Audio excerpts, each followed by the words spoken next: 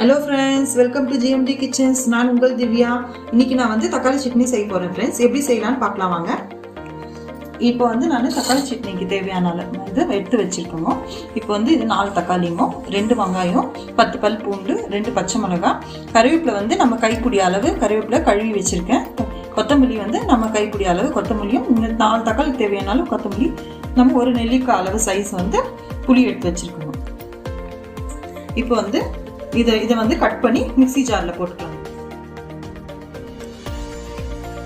பாருங்க ஃப்ரெண்ட்ஸ், தக்காளி சட்னிக்கு தேவையானது மிக்ஸியில் போட்டு அரைச்சாச்சுங்க. நம்ம எப்போ செய்கிற டேஸ்ட்டை விட இது வந்து வித்தியாசமாக இருக்கும் டேஸ்ட்டுங்க. நம்ம எத்தனையோ சட்னி செஞ்சுருக்கோம் தக்காளியில் போட்டு, இது வந்து இன்னும் டிஃப்ரெண்ட்டாக இருக்கும். நீங்களும் வீட்டில் ட்ரை பண்ணி பாருங்க. நான் செய்ய போகிறேன். இப்போ ட்ரை பண்ணி இப்போ எண்ணெய் வந்து ஒரு 3 ஸ்பூன் சேர்த்துக்கலாங்க.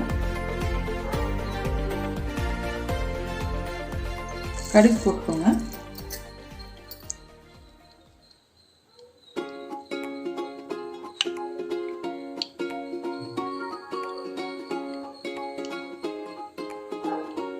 இதில் வந்து நம்ம தக்காளி சட்னியில் இந்த மிக்சியில் நம்ம போட்டது வந்து கொத்தமல்லி கருவேப்பிலை நம்ம எக்ஸ்ட்ரா இதில் ஆட் பண்ணியிருக்கனால இது ஒரு வித்தியாசமான டேஸ்ட் இருக்குங்க. பசங்களாம் என்ன பண்ணுவாங்க, சட்னிலேருந்து கருவேப்பிலை எடுத்து ஓரமாக ஒதுக்கி வச்சிருவாங்க. ஸோ அந்த மாதிரி இல்லாமல் இதில் நம்ம போட்டு ஆட் பண்ணிட்டோம்னா அவங்களுக்கும் உடம்புக்கு ரொம்ப நல்லதுங்க. அதனால தான் இதிலே போட்டு அரைச்சிட்டு செஞ்சோம். டேஸ்ட் கூட நல்லா வருதுங்க. இந்த மாதிரி நல்லா நைஸாக விழுது அரைச்சி வச்சுக்கணும்.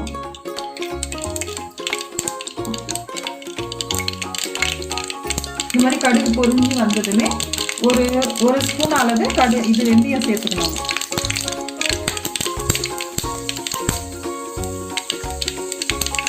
அப்புறம் வந்து கருவேப்பிலை சேர்த்துக்கணும். கருவேப்பிலை சேர்த்ததுமே இப்போ நம்ம அதை அரைச்சி வச்சிருக்க விழுது இதில் சேர்த்துக்கலாம்.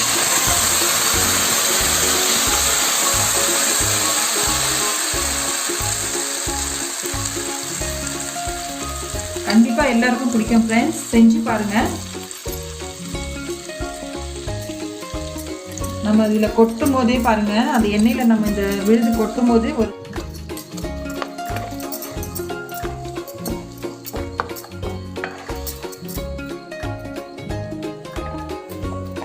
இந்த விழுது நம்ம போட்டாச்சுங்க. இதுல ஊத்தியாச்சுங்க. இப்ப அடுத்தது வந்து மஞ்சள் தூள்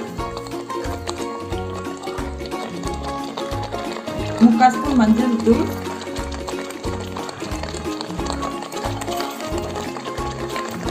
கல்லுப்பு தேவையான அளவு,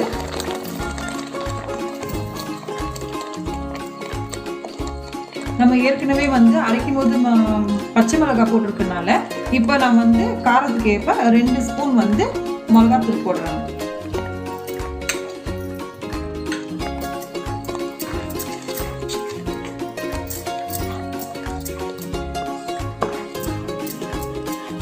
இப்போ நல்லா கொதிக்க விடுங்க ஃப்ரெண்ட்ஸ். அப்படியே ஸ்லோலியை வச்சு நல்லா கொதிக்க விடுங்க.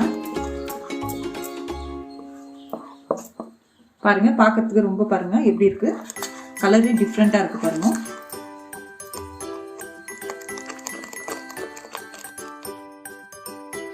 பாருங்க ஃப்ரெண்ட்ஸ், நல்லா தக்காளி சட்னி நல்லா சூப்பராக வந்திருக்கு.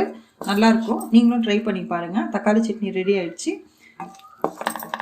பாருங்க, இட்லி தோசைக்கு எல்லாத்துக்குமே இது ரொம்ப நல்லா இருக்கும் ஃப்ரெண்ட்ஸ். நீங்களும் ட்ரை பண்ணி பாருங்க. உங்களுக்கும் ரொம்ப பிடிக்கும். ட்ரை பண்ணி பாருங்க. ஜிஎம்டி சேனலுக்கு தக்காளி சட்னி ரெடி ஆயிடுச்சு பாருங்க. நீங்களும் வீட்டில் ட்ரை பண்ணுங்க. இட்லி தோசைக்கு ரொம்ப நல்லா இருக்கும். ஜிஎம்டி கிச்சனுக்கு சப்ஸ்கிரைப் பண்ணுங்க, லைக் பண்ணுங்க, ஷேர் பண்ணுங்க. இவ்வளோ நேரம் என் வீடியோ பார்த்ததுக்கு ரொம்ப நன்றி.